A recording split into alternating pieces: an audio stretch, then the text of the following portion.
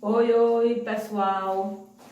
Vamos lá, né? Vamos dar início a um novo videoaula. Só que hoje a videoaula será sobre o Egito Antigo. Isso mesmo, sobre o Egito Antigo. Então vamos lá. O Egito Antigo, ele nos influenciou de várias formas, não é isso?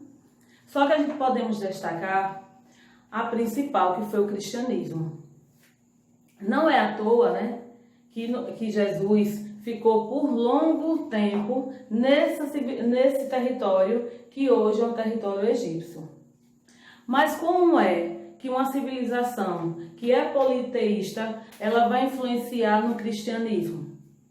Então, né, essa influência ela se deu através dos principais fundamentos do cristianismo, que é a ressurreição, né, a crença da vida, né, que quando morremos, um dia vamos nos ressuscitar. Só que diante disso, eu coloquei as sete informações importantes que devemos entender sobre essa civilização. Então vamos lá: sedentarização, formação do império, a economia, a sociedade, a política, a religião e o legado cultural. Só lembrando a vocês que essa videoaula eu vou dividir em 3 partes, né? Para que haja um maior esclarecimento, né? Então hoje a gente vai colocar os 7 aspectos de forma bem rapidinha, né? Mas que vocês vão, nesse você já entende, nos próximos o entendimento vai ser mais claro. Então vamos lá.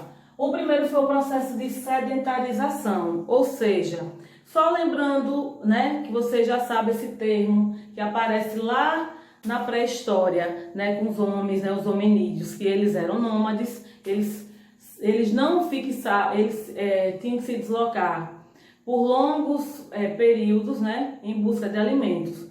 Com alguns auxílios, alguns inventos e alguma descoberta, eles começaram a ser sedentários.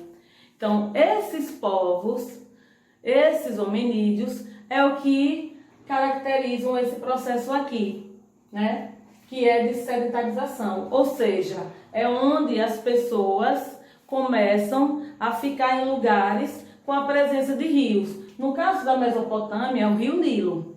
Então vamos lá, o que ocorria nesse período? As margens do rio Nilo era alagada, só que esse alagamento possibilitava um maior êxito na questão econômica. Por quê? Porque esses alagamentos, essas cheias que eram periódicas, ela acontecia não uma vez, né, num ano, mas sim um período bem extenso, que era de julho até setembro.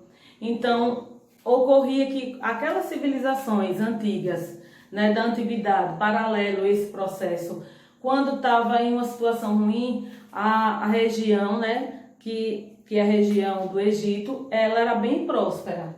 Além disso, essas inundações, elas produziam uma lama bem preta, né, uma lama fértil, era chamada de humus. Nesse período também havia os grupos humanos, né, que era a prática da agricultura, a fixação mesmo, a formação de tribos, que é chamada de nomos, e nesse período também houve guerras entre tribais, que eram disputa agrícola.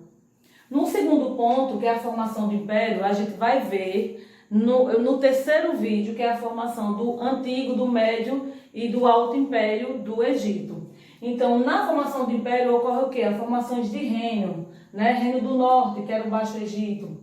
Na parte sul, houve a anexação e a unificação do império. Isso aqui com o primeiro faraó.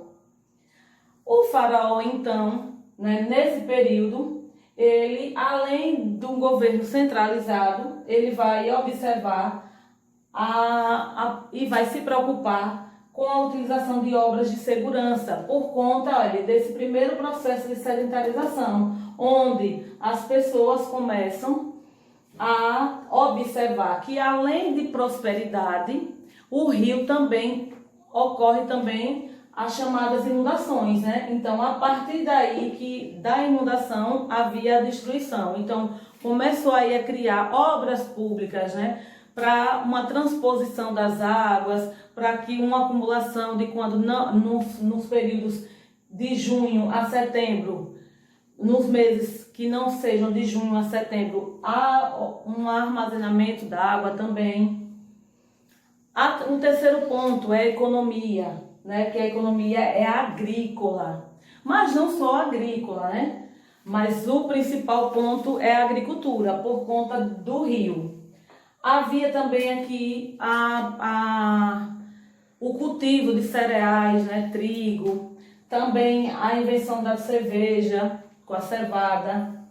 As plantações eram não só de arroz, de cereais, alguns cereais, mas também tinham papiro e tinha a produção do linho.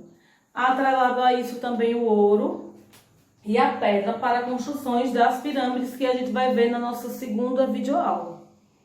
Também houve o desenvolvimento do artesanato, né, que eles começaram a fabricar peças de vidro, não só de vidro, mas também de ouro. Outro importante aspecto da economia foi a questão do comércio fluvial.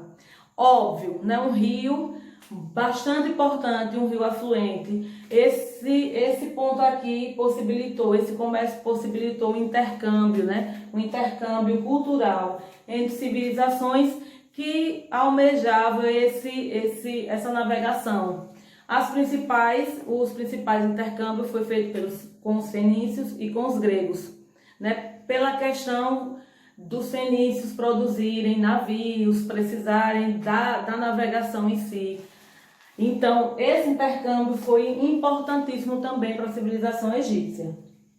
Outro ponto importante que nós vamos estudar mais aprofundado é a sociedade.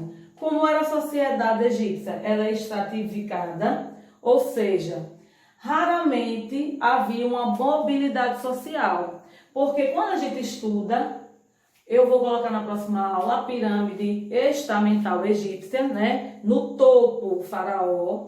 Depois do faraó, vem as pessoas mais influentes da sociedade, né? Que são os escribas, sacerdotes, pessoas que acumulam cargos no governo. Mas já na base, vem os camponeses e os escravos. Os camponeses, porém, faziam parte da base, até porque os escravos eles eram adquiridos em guerra, eram prisioneiros. Mas os camponeses era que gerava toda aquela economia no Egito. Essa produção é chamada de uma produção asiática. Asiática mesmo, que o Egito fica no continente africano. Mas esse modo foi copiado por conta de que a servidão era coletiva. O que os camponeses produziam, toda a produção, né, uma parte da produção ia para o Estado. E aí, essa modo de produção foi gerada por conta disso. Por quê? Porque era alguém que ficava com o que a camada social produzia. A política era uma monarquia teocrática, ou seja, a figura do faraó era o centro, né? O faraó, na verdade, ele acumulava vários cargos. Além disso, ele era um deus vivo. Ele descendia de um deus, do deus Oro e do deus Ram. Quando a gente fala aqui de política, a gente já vê a presença da religião, que era bastante forte, né? A religião politeísta. Por que politeísta? Acreditava em vários deuses. E como eram esses deuses? Eles tinham formas humanas, que é antropomorfóbicos, a forma de animal, que é zoomorfóbica, e tinha crença também na ressurreição. Olha aqui, entrelaçado a isso, a gente vai observar que essa crença da ressurreição, ela ia muito mais além do que uma crença politeísta. Por quê? Primeiro que a gente, quando falar de crença da ressurreição, a gente fala do juízo final. Por quê? Porque havia um processo, que era chamado de Tribunal de Osíris. Nesse processo consistia, né, quando morria um faraó ou alguém da sociedade, retiravam, né, os seus órgãos e principalmente o coração. Esse coração ele era levado para o tribunal de Osíris e colocava-se na balança do outro lado uma pena. Por que uma pena? Porque a pena era um símbolo de leveza e de verdade. E o coração, se o coração ficasse no mesmo peso, então essa pessoa ela tinha o direito a voltar. Mas óbvio, né? A volta é a espera em si, porque havia o processo de mumificação. Como é que esse corpo ele era conservado por muitos anos? Eles usavam não só ervas, né? Umas substâncias como nitrato de potássio, que ele fazia com que aquele corpo ficasse conservado. Esse processo todo aqui culmina com o que a gente chama de cultura, né? Que é o último. Qual foi o legado cultural? Né? O que hoje nós herdamos dos egípcios. Muitos conhecimentos em relação à química, porque eles tinham que ter, olha o nitrato de potássio aqui. Sem um processo químico, eles não tinham como inventar essa fórmula para a conservação do corpo. A anatomia, eles tinham que saber como era o corpo mesmo. A própria medicina. A matemática, ela vem para solucionar problemas diários, né? Porque eles tinham que fazer divisões, questão territorial, então eles usavam frações a todo momento. E não era algo preciso, eles usavam corda. Por isso que tinha algumas coisas que eram fracionadas. E por último, a ideia de cristianismo como ressurreição, que foi quando eu iniciei, né? Então, a próxima aula nós vamos falar profundamente de outro tópico dessa civilização tão maravilhosa.